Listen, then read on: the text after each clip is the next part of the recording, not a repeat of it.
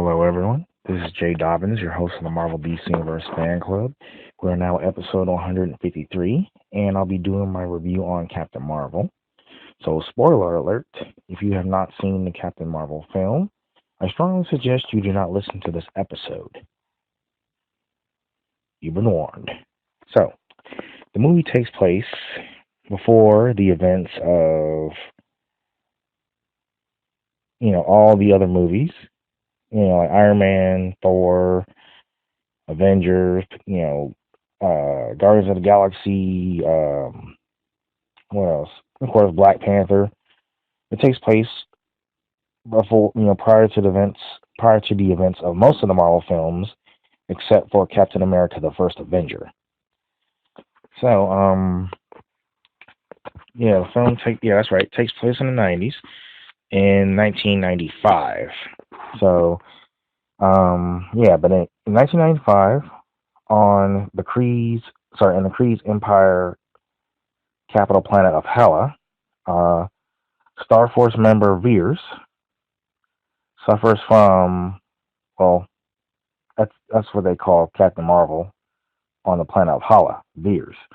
Veers suffers from recurring nightmares involving an older woman, Yon-Rogg, her mentor, of course played by Jude Law, and he's also a commander, trains her to control her abilities, while the supreme intelligence and organic artificial intelligence who acts as the ruler of the Kree urges her to keep her emotions in check.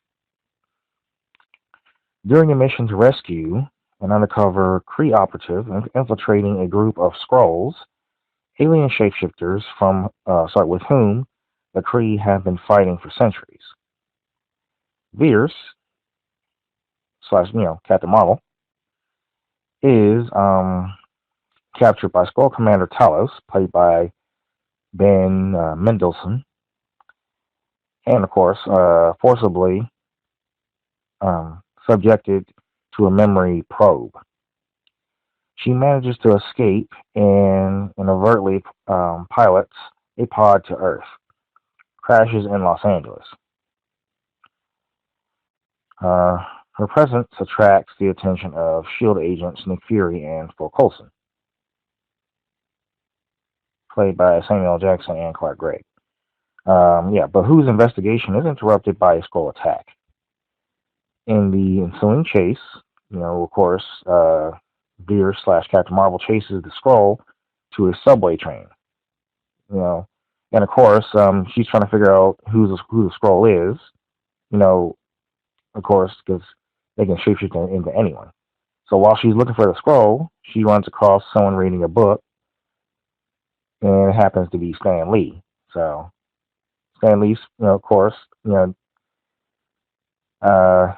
he smiles at her. She smiles back. So then, of course, he attends to his business, but she eventually finds a Skrull, who is an old woman whom she saw get off the train. But then she realized, wait a minute, you got off the train. I just saw someone like you off the train. So it was obvious that she was the Skrull. But anyway, fight breaks off. Of course, the chase goes on. But then, the Skrull eventually flees eventually. But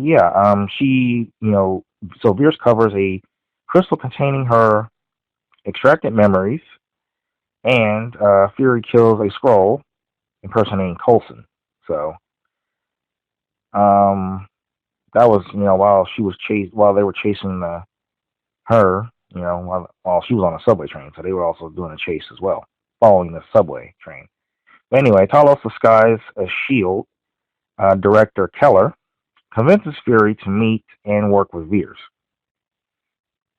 Using Fury's security clearance, Veers discovers she was an Air Force pilot who was presumed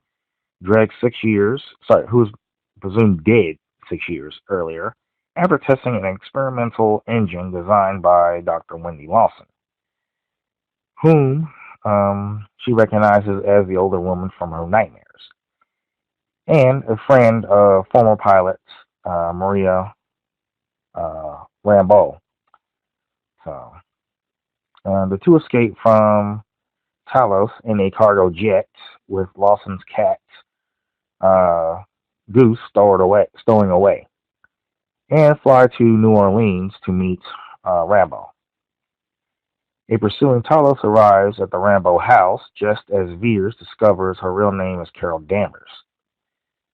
Uh, he reveals the Skrulls are refugees searching for a new home, and Lawson was a Kree renegade helping them. He then plays the recovered black box from Larson's plane, prompting Danvers to regain her memories and remember the day of the crash.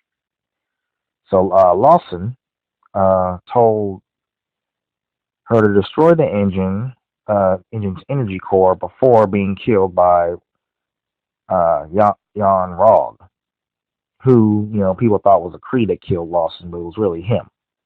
But yeah, so she was supposed to destroy the engine, but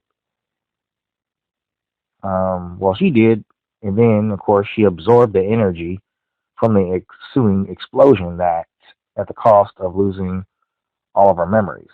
So Talos then led the group to a cloaked lab ship orbiting Earth, where where several Skrulls are hiding and protecting the Tesseract, also known as the Cosmic Cube. But that was the source of the energy core. So, but Star Force captures Danvers and brings her before the Supreme Intelligence. Um, during that conversation, Danvers removes a Kree implant that was suppressing her powers, gaining full access to all of her abilities.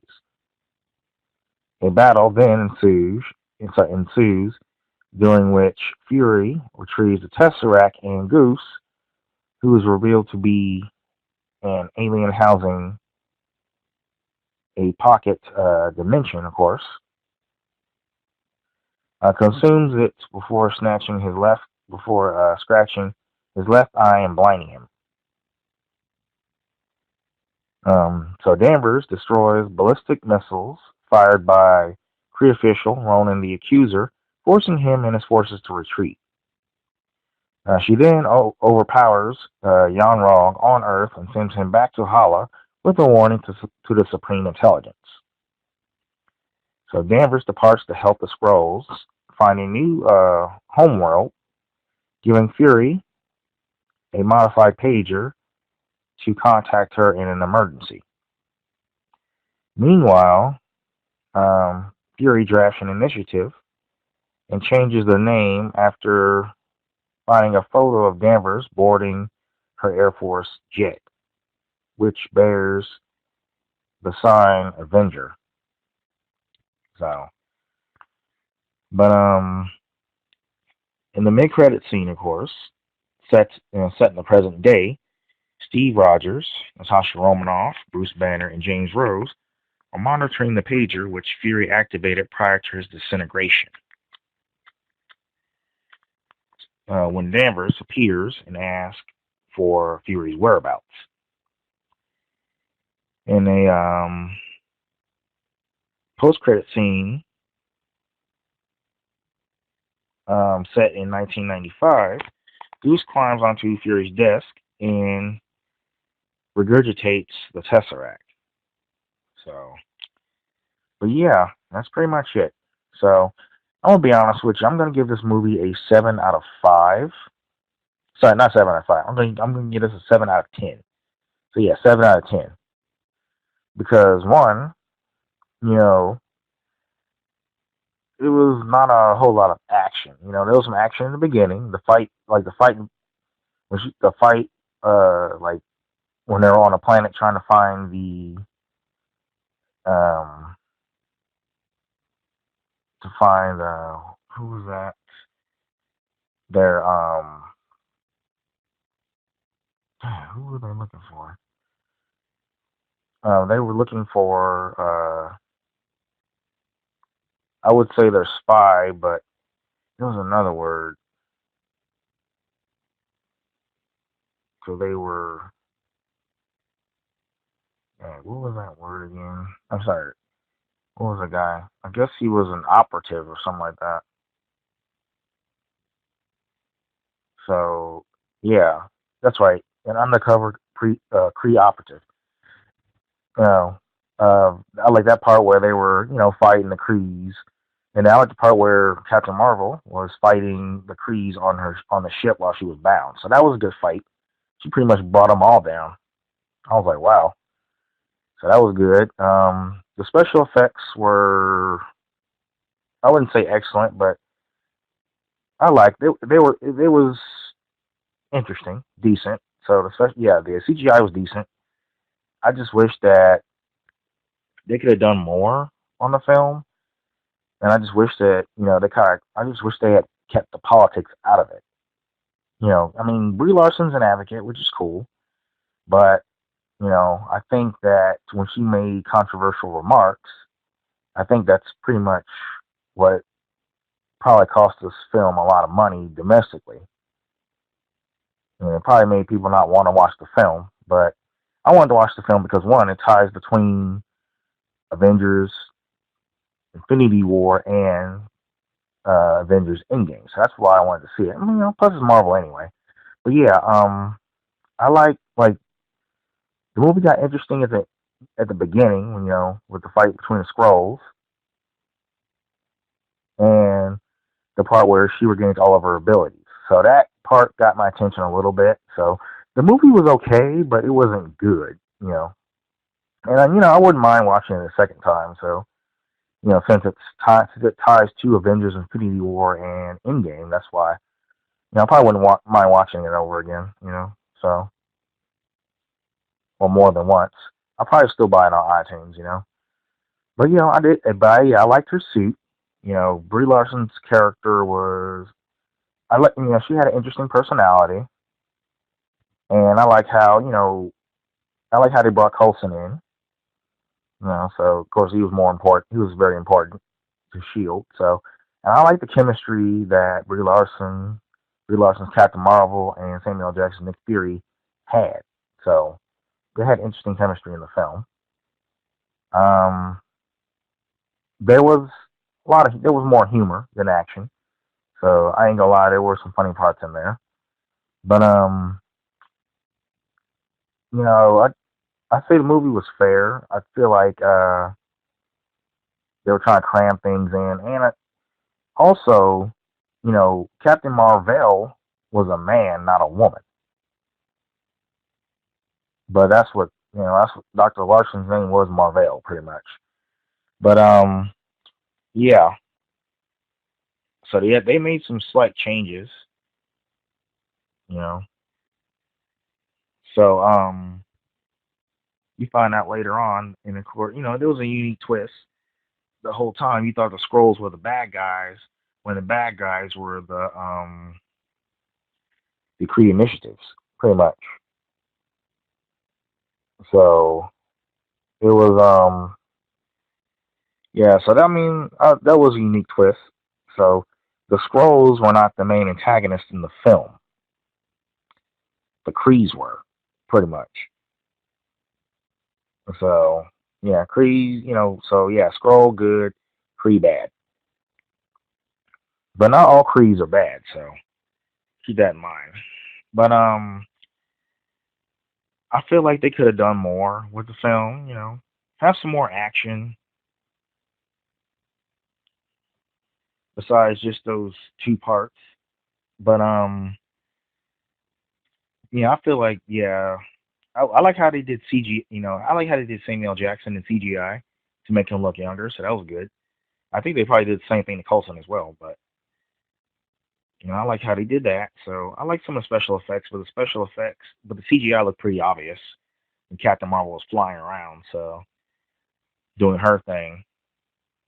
And obviously, there was nobody in that, there was none of the Marvel characters in that film, especially, nobody was really a threat to her. I wanted to see if she could take on somebody like more challenging. It's like, I don't know, like, it's like the fights. when she regained her power, it just wasn't interesting. I'm like, come on, put somebody in there who will be a challenge to her. Now we gotta wait. We have to wait for Endgame to see how she really does. But they say that Captain Marvel is supposed to be the most powerful, superhero, but in the movie, it didn't. It just wasn't. That part was not very accurate in this movie. So that was a huge problem right there. It didn't make the movie did not. It she didn't make the she didn't make the character look powerful. So, but yeah, I was like, I honestly I was not impressed by it. I mean, I say it was okay, but it didn't exceed my expectations. And honestly, I wasn't really hyped about it. Especially with after seeing the trailers, because all the trailers were completely flat. I was more hyped with the Wonder Woman trailers than I was with the Captain Marvel. But anyway, you know, so far, uh, well, the reviews were pretty bad, but as far as box office wise, I get it seems pretty good. I mean, so far, um, the movie, you know, made $61.3 million domestically, and foreign wise, 127 million. So far the movie has made so far the movie has made pretty much 800. Sorry, not 800. So far the movie has made $188.4 million, and the production budget was 152 million. So worldwide, as far as the movie making the box, as far as this movie making $188.4 million worldwide, they got some of that production money back. But domestically, it's only made 61. So we don't know how much. I mean, it did good, like as far as like opening weekend. But the question is, will it make more? You know, as the weeks go by. You know, will it do good next week, week after next? Who knows? But I don't know how much more money they can make. They may make 200 million maybe, but I mean worldwide. But it's not gonna beat. It's probably not gonna beat the Wonder Woman or Aquaman. I don't think it's gonna hit the 1.1 billion dollar mark. So, but honestly, I feel like Marvel Studios. I feel like the producers kind of just forced her into the Marvel Cinematic Universe. That's how I feel, but that's just my opinion. So, you know, I'm not saying it's a fact, but just my opinion. That's all. But anyway, so far, the movie has done good. As far as opening weekend, but I don't know how far it's gonna go. It might. I think it will make the. I think it will. As far as like the worldwide box office goes, I think that would. It might be maybe uh 2 million more, maybe. But I'm not. I don't think. I'm not sure if it's gonna hit the $300 million mark. You know. I mean, it might hit $300 million worldwide, but Wonder Woman hit $800 million worldwide. So, but we'll see. But it's kind of hard to tell nowadays. But yeah, but like I said, as I said, the movie was okay. It was fair. I wouldn't mind watching it. You know, more than once. So, but yeah, the writing. But yeah, also the writing was okay, and I do like how it was set. In the '90s. Kind of brings back memories of the '90s. So yeah, I like that. And but yeah, I think I did mention the CGI was okay. It looked pretty obvious though, but it was decent. So, but anyway, that concludes